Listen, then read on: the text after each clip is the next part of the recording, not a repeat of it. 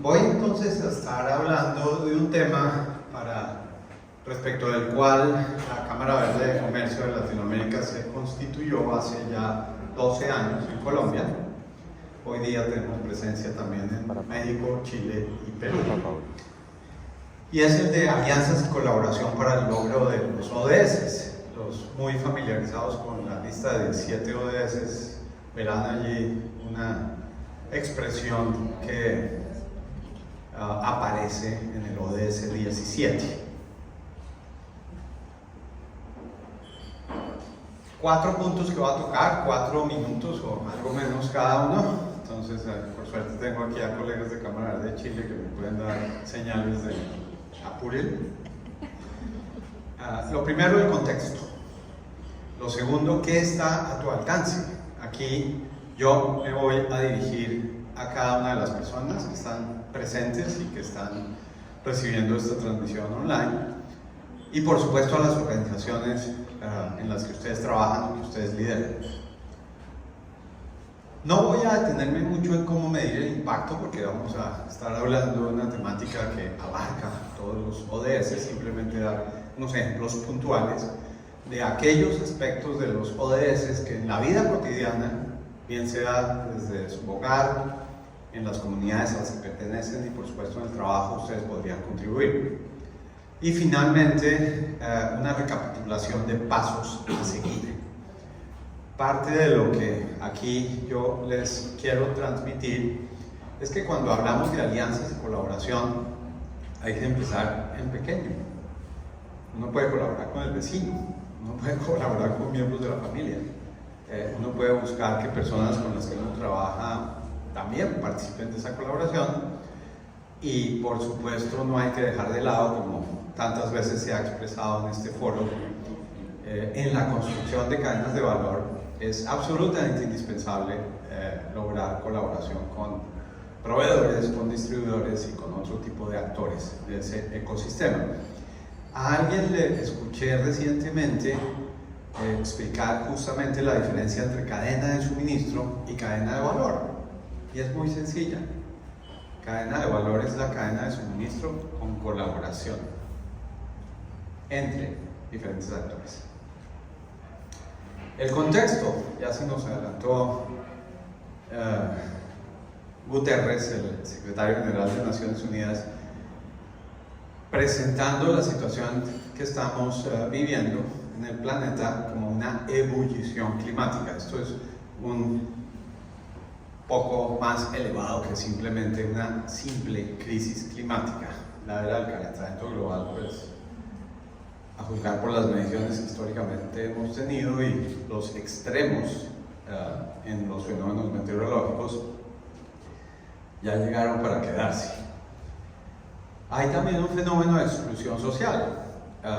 Yo le comentaba a alguien que, a diferencia de lo que ocurrió en Chile y en Colombia, en donde tuvimos cercano a la pandemia y durante la pandemia un estallido social, hay ciertos países, como es el caso del que he estado viviendo los últimos 3 años, que es México, en donde no hay un estallido social ni lo ha habido en épocas recientes. Eso no quiere decir que todo esté perfecto, pero hay indicadores muy concretos que hablan de fenómenos de exclusión social que todos nosotros aquí en esta sala hemos vivido muy de cerca. Hay también, como lo manifestó Angelo, una recesión económica que él puso de manifiesto cuando mencionó sería muy lindo que uno le comprara porque uno ofrece productos y servicios sostenibles, pero va a ser difícil encontrar clientes si eso no viene acompañado de unos precios atractivos.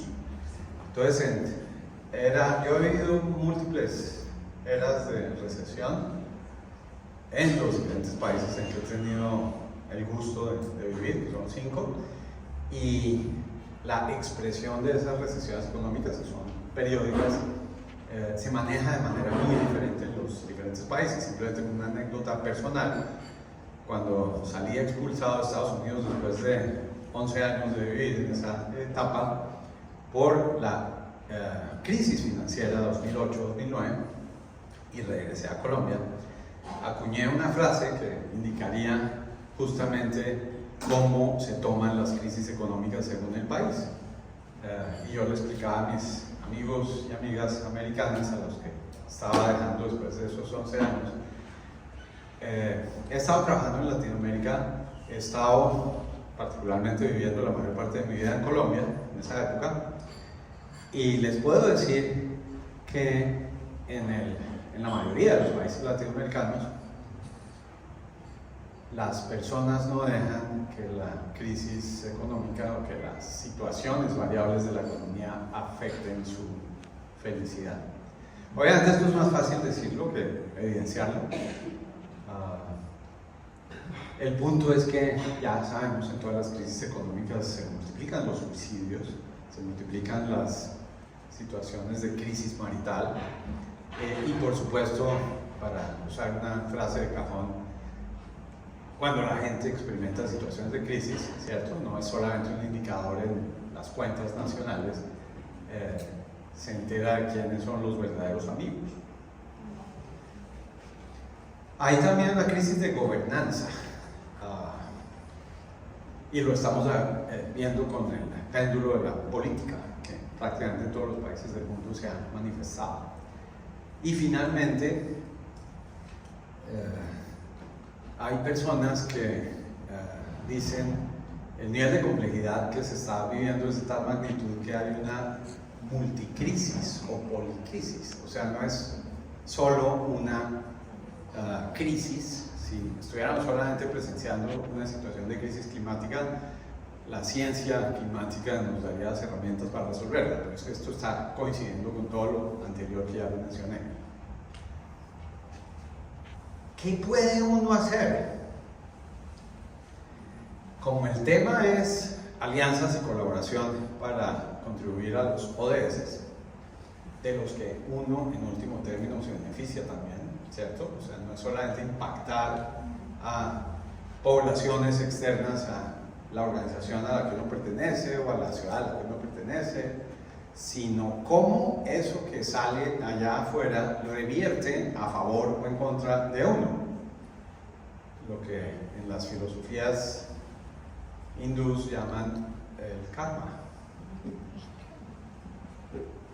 ¿Cómo construir confianza con individuos, con líderes de organizaciones y últimamente cómo establecer relaciones institucionales? Yo me he dedicado la vida, más de 40 años de práctica profesional, a hacer aspectos de eso y me vi haciéndolo durante la pandemia, a hacer talleres para que todos esos lazos que se habían roto con la pérdida de la presencialidad no le impidieran a la gente, esto es literal, continuar haciendo negocios.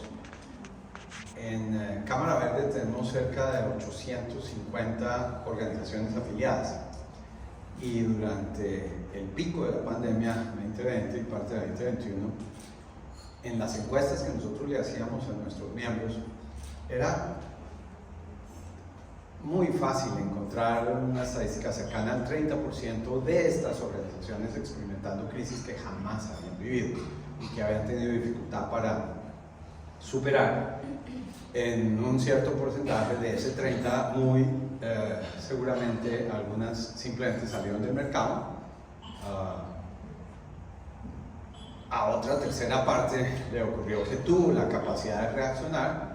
Y pues yo sería sobreoptimista si dijera que el 30% restante, el 33%, aprovechó, digamos, esa expresión. Existe un refrán que se utiliza mucho en Colombia, no sé si en Chile también: en río revuelto ganancia de pescadores. Entonces, en particular, aquellas que ya venían teniendo modelos de negocios con operaciones ancladas en plataformas digitales se dispararon, o sea, tuvieron unos crecimientos espectaculares. ¿Qué hacer para evidenciar esas alianzas y colaboración alrededor de ODS específicos? El planteamiento que yo personalmente y el equipo de Cámara Verde, incluido el de Cámara Verde Chile, hemos planteado, y se hemos planteado ahora a ustedes, es el de identificar proyectos específicos. Les voy a mencionar un par de ejemplos que ocurrieron en pandemia. Una organización que agrupa a alrededor de 80 cooperativas en el Valle del Cauca, que es el departamento en el cual está la ciudad de Cali. Aprovecho para hacerles publicidad, donde se va a realizar la COP16 de biodiversidad a fines de octubre de este año. Están todos y todas cordialmente invitados. Nos pidió apoyo, eso era en medio de la pandemia, para atender a dos frentes que en particular en Cali y en el resto del Valle del Cauca estaban detrás de la explicación de por qué fue el epicentro del estallido social en Colombia. La ciudad de Cali estuvo sitiada, paralizada, no entraban abastecimientos y simplemente había un estado de desazón y eso se produjo durante meses. Y parte de lo que esta organización que nos contactó nos pidió ayuda fue para fortalecer lo que ellos, que son cooperativistas, llaman la economía solidaria. Entonces, si ustedes lo asocian con los ODS del Pacto Global, ahí está el ODS 17. Y en segundo término, ante esa escasez y ante la evidencia de que había gente pasando hambre, no solamente por los bloqueos, sino porque dejaron de recibir ingresos, no había ninguna cantidad de subsidios que pudiera reemplazar las ollas comunitarias, como se expresaron en esa época en la ciudad de Cali y otras cercanas. Nos pidieron ayuda para contribuir a fortalecer la economía circular, la producción y consumo responsable, el ODS 8. Y así lo hicimos. Entonces, es tan sencillo como identificar, y esto ocurrió en ese episodio, ODS específicos cuyas métricas puede uno aprovechar. Hay métricas preestablecidas, 169 para ser exactos, que corresponden a los 17 ODS. Y lo que hicimos fue, durante una sucesión de talleres y acompañamientos de mentoría, apoyar a estas 80 organizaciones que representaban la geografía de todo el departamento del Valle para que avanzaran en el logro de esas métricas. Por ende, hay que incubar proyectos. O sea, las alianzas y cooperación no es solamente un discurso, no es solamente tener una mayor claridad por vías de identificación de a dónde quiere llegar con esas métricas, sino que eso hay que convertirlo. Yo soy ingeniero industrial, como Gerardo también lo es, y ingeniería industrial 101 es estructurar proyectos, es definir unos objetivos medibles, listar las actividades que van a permitir hacerlos realidad y, por supuesto, generar procesos que permitan paso a paso, a lo largo del tiempo, asignar recursos y tener claridad de cuáles son las actividades que deben preceder a las siguientes y establecer ruta crítica y este tipo de cosas. Cuando uno ejecuta esos proyectos que ayudó a estructurar, está generando resistencias, está generando solidaridades y de algún modo, si esos proyectos no tienen no representan una promesa de cambio, pues están generando indiferencia.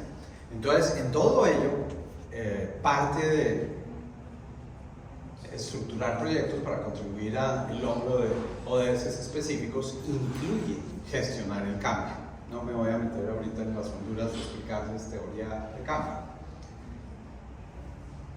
Por supuesto, a lo largo del proceso, además de las métricas que uno preestableció para hacer la realidad mediante la ejecución de ese proyecto, estoy dando clase de ingeniería industrial 101, hay que medir el impacto.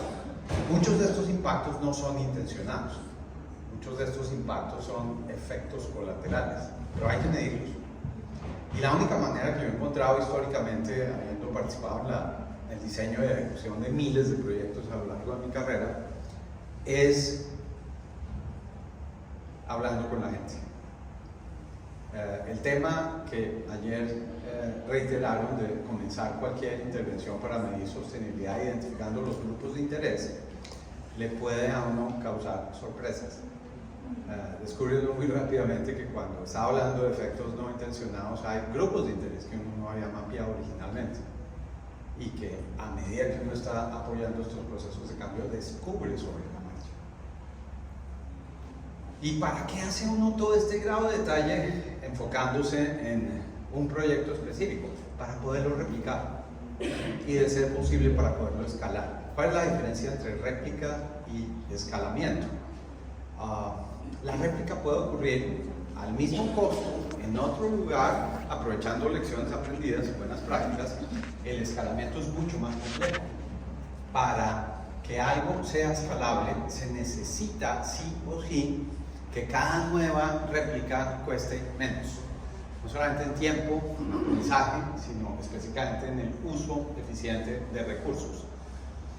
Y ya todos sabemos, la pandemia fue un ejemplo de ello, que las organizaciones que pueden ser bollantes en ambientes cambiantes, sí o sí tienen que apoyarse en datos, en plataformas digitales para su generación y compilación y por supuesto procesamiento y análisis. Y la única forma o la manera más ágil para poder hacer escalamiento es aprovechando ese tablero de control que son esas plataformas digitales que permiten desarrollar proyectos casi que en simultaneidad en múltiples lugares. Pero para poder llegar a ello hay que haber hecho, llamemos el primer proyecto, pilotos. Y por supuesto ver cómo las condiciones cambian a medida que uno cambia el contexto. ¿Cómo medir el impacto? Voy a continuar con el ejemplo para no enredarlos. Nosotros medimos el impacto de esta tarea que nos puso Confeco Valle con el apoyo financiero de UK Pact, una organización de cooperación internacional. ¿Cuánto me queda, Javier? ¿Ah, ya acabé? Ah, listo. Entonces, interpreté mal la señal de los 2 minutos que me dio Feo.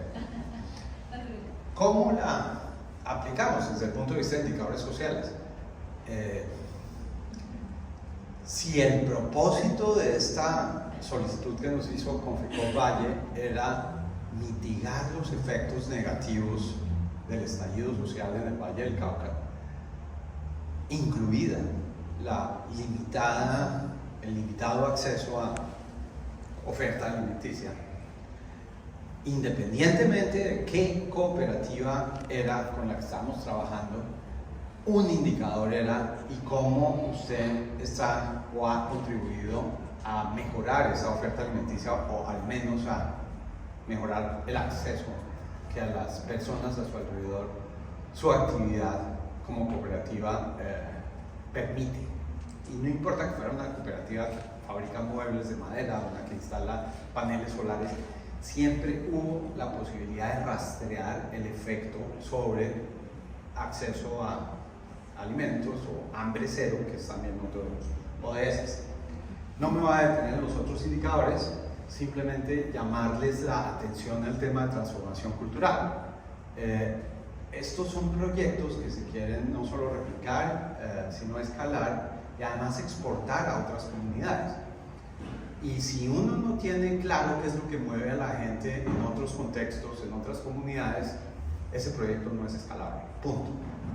Entonces hay fenómenos de transformación cultural que nosotros incluimos en cada uno de estos proyectos de contribución a los ODS que permitan hacer comparaciones entre generaciones, entre etnias, entre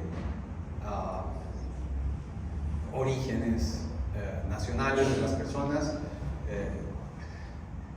Solo uno que creo que ustedes lo van a entender muy bien aquí en Chile.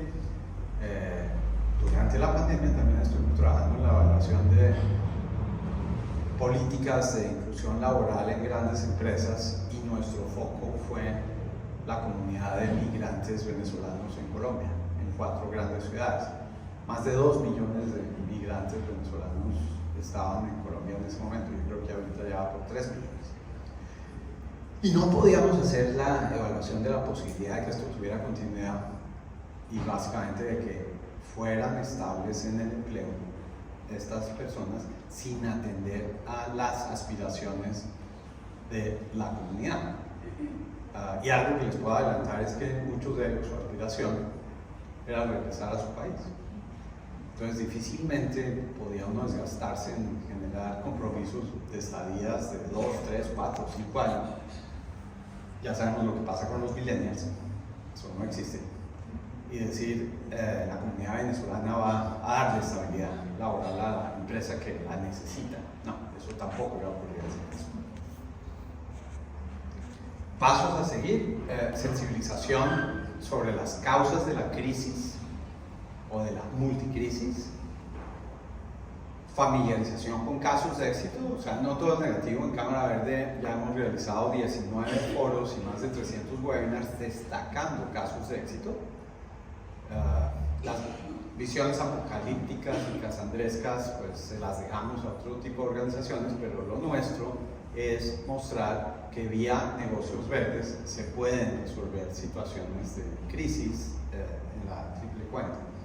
Articularse con actores del ecosistema de innovación sostenible. Suele uno caer en el sofisma de que si uno le da apoyo a los emprendimientos todo se resuelve, en ausencia de una clara vinculación de estos emprendimientos con empresas ancla, grandes compradores de productos y servicios sostenibles, o con agencias gubernamentales o centros de investigación. Es necesario involucrar a ahora ya no se habla de la cuádruple hélice, sino de la quíntuple hélice, y una tarea que ustedes pueden hacer en Google es investigar qué es eso.